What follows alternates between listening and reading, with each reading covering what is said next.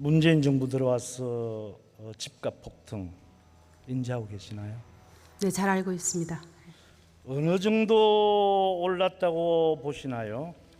감정원 통계로 11% 정도 올랐다고 알고 있습니다. 몇 퍼센트요? 11%라고 알고 있습니다. 11%요? 네네. 예, 부동산 가격 인상률을 묻는 서병수 의원의 질문에 김현미 장관, 한국감정원 통계로 11% 정도 오른 걸로 알고 있다라고 답을 했습니다. 어떻게 보십니까? 지금 김현미 장관이 내세운 거 감정원 자료고요. 서병수 의원은 KB 국민은행 자료고요. 또 경실련에서도 비슷하게 나왔어요. 그런데 경실련 자료가 KB 국민은행 자료랑 유사합니다. 그래서 네. 사실상 상당히 올랐다. 지금 11%라고 얘기하면 국민들이 그 피부로 느끼는 것과는 좀 많이 차이가 있는 것 같아요. 예. 그런데 뭐 오늘 딴 것보다도 김현미 장관이 사과를 했어요. 그래서 상당히 이제 시장에 혼란을 주고 뭐 부분에 대해서 죄송하다 뭐 이렇게 말씀을 한 것은 좀 지극히 잘했다라고 생각을 하고요. 문제는 이제 서병수 의원이 어떻게 얘기를 하냐면 이것이 좌파 정권이 부동산을 가격을 올리는 것처럼 그걸 이념과 부동산 가격을 연동시키는 그런 발언은 매우 부적절하다고 생각을 해요. 우리가 이제 이명박 정부 때 13% 정도가 내려갑니다. 그 이유는 서프라임 모기 사건 때문이에요. 2008년에 발생한.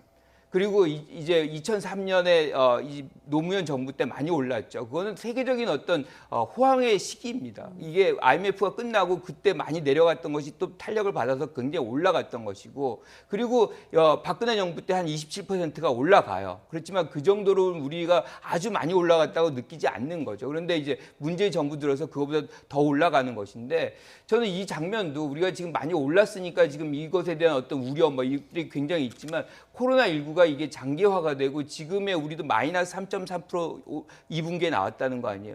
이렇게 경기 침체가 이루어지면 우리 IMF나 서프라임 모기 사건 때나 마찬가지로 가격이 다운이 될 수가 있습니다. 이렇게 사이클이 있을 수 있는데 이것을 전적으로 무슨 뭐 이념의 어떤 잣대로 돼서 좌파 정부가 당연히 부동산 가격을 올리는 것처럼 이렇게 얘기하는 것은 일종의 매도 수준인 것이지 적절한 질의가 아니다라고 생각을 합니다. 예, 김현미 장관 오늘 사과는 했습니다만 집값 상승의 원인으로 이제 과잉 유동성 때문이다라고 꼽았거든요. 그러니까 이를 두고도 이제 정부의 정책 실패를 인정하지 않았다라는 또 지적도 있는데요. 네, 그리고 부동산 정책이 바로 나타나는 게 아니다라고 했는데 바로 나타나는 게 아니면 문재인 대통령은 왜 국민과의 대화에서 부동산 정책만큼은 자신 있다고 말씀하셨을까요? 그 부분은 좀 이해가 되지 않고요. 사실 저나 교수님 같이 정치에 대해서 평론하는 사람들은 이 문제에 대해서 거시적인 경제 상황과 연관이 있다 이렇게 진단할 수 있습니다. 예. 그런데 정책을 펼치는 책임 있는 고위공직자나 정치인들은 일단 결과가 나오면 거기에 대해서 책임지는 자세를 보여줘야 돼요. 결과적으로 봤을 때 노무현 정부와 문재인 정부에서 유독 부동산 가격이 폭등한 거 누구도 부인할 수 없는 사실입니다. 노무현 전 대통령 같은 경우는 부동산 문제에 대해서만큼은 미안하다고 국민들에게 사과하고 솔직하게 인정하는 모습 보여줬거든요. 네. 근데 지금 문재인 정부에서는 그때만큼이나 또는 그때 이상으로 노무현 정부 때는 경제라도 호황이었죠. 지금 호황입니까? 코로나19 때문에 침체되고 있는 와중에도 부동산은 더 뛰고 있고 전세값 더 오르고 있죠. 그런데 책임지고 잘못했다고 솔직하게 인정하는 사람이 별로 없습니다. 김현미 장관의 사과나 정세균 총리의 사과를 진정성 있는 사과로 바라볼 국민이 누가 있겠습니까? 이 와중에 글로벌 유동성이나 전 정부 탓이라고 말씀하시는 이 태도, 그리고 11% 올랐다. 저랑 같은 대한민국에 살고 있는 게 맞는지 의심스러울 지경인데요.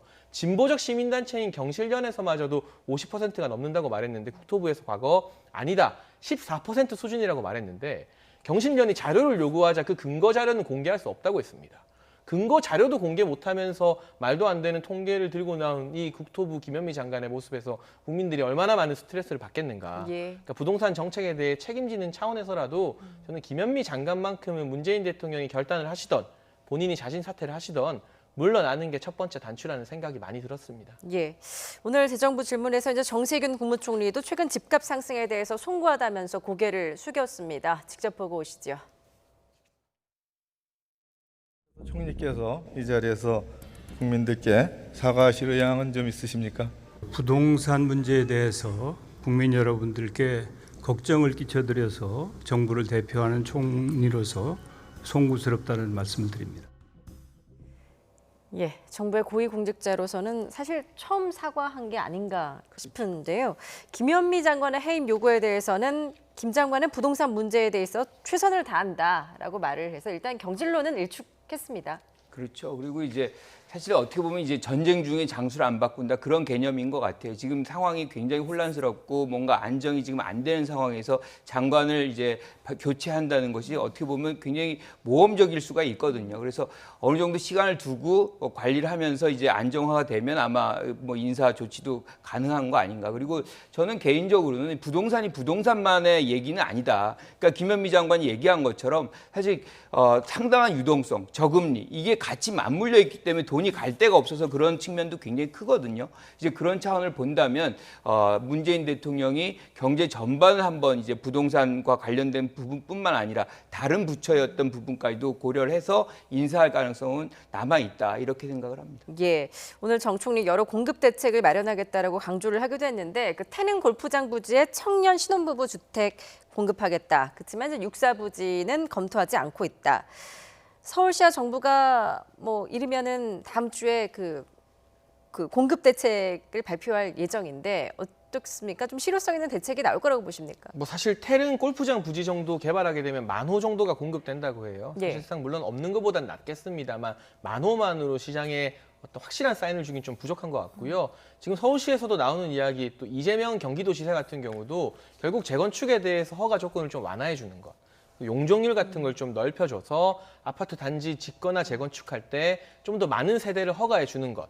또 지금은 고도 제한이 35층으로 걸려 있는데 예. 이런 부분들을 완화할 필요가 있다. 그래서 지금 당장이 아니더라도 서울에 집 살 수 있는 기회가 나중에도 생길 것이다라는 사인을 이 자라나는 세대들이나 20대, 30대에게 줘야만 지금 30대 이 패닉 바잉이라고 하잖아요. 지금 안 사면 영원히 못 산다. 공포에 질린 이 패닉 바잉을 좀 막을 수 있을 것 같고 자꾸 경기도에 뭐 3기 신도시니 4기 신도시니 신도시 짓는 것보다 이미 있는 신도시의 교통 인프라가 너무 부족합니다. 네. 서울로 왔다 갔다 하는 게 편해지면 굳이 비싼 돈 내고 서울 살 필요가 없거든요. GTX 도대체 삽은 언제 뜨는 겁니까? GTX ABC 마찬가지로. 예. 이런 식으로 교통 인프라에 대해서 획기적인 개선안이 나와야 되는데 SOC에 대해 아무래도 부정적인 정부가 들어서 있느니만큼 자꾸 공급 차원을 무조건 아파트 많이 짓는 게 아니라 이미 지어놓은 경기도의 베드타운 아파트들의 이 생활 여건을 얼마나 발전시키느냐. 예. 그것 또한 아주 중요한 공급 대책이라는 점을 정부 당국자들이 조금 검토해줬으면 하는 바람이 듭니다. 예, 알겠습니다. 오늘 두 분 말씀 여기까지 듣도록 하겠습니다. 김관욱 계명대 교수, 장혜찬 시사평론가였습니다. 잘 들었습니다.